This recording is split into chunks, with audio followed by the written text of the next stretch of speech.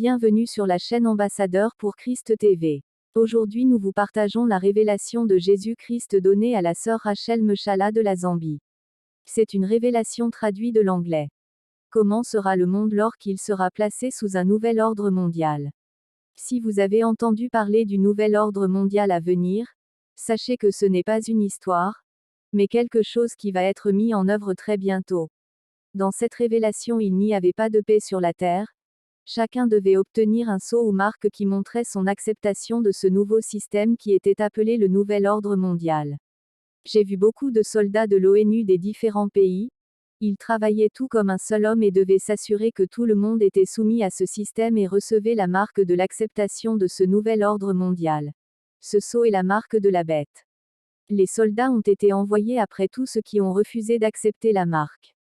Il semblait impossible pour les gens de s'échapper car il y aura beaucoup de soldats après une seule personne, et ils étaient tous armés. Il semblait n'y avoir aucun endroit où se cacher.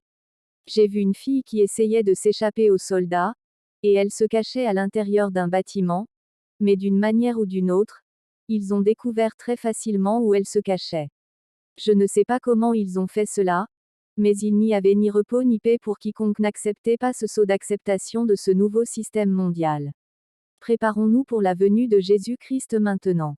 Vous ne devez pas être sur la terre quand cela arrivera. Ça sera un moment terrible pour tout chrétien qui manquera l'enlèvement. Il y aura un gouvernement mondial unique, et tout le monde devra obtenir la marque de la bête pour ne pas être torturé et tué. Il sera très difficile de ne pas céder car la souffrance sera très forte. La meilleure décision que vous puissiez prendre est de vous préparer maintenant, afin d'échapper à la grande tribulation. Rapprochez-vous de Dieu et demandez-lui de vous aider à vous préparer pour sa venue, puis écoutez sa correction. Celui qui invoquera le nom du Seigneur sera sauvé.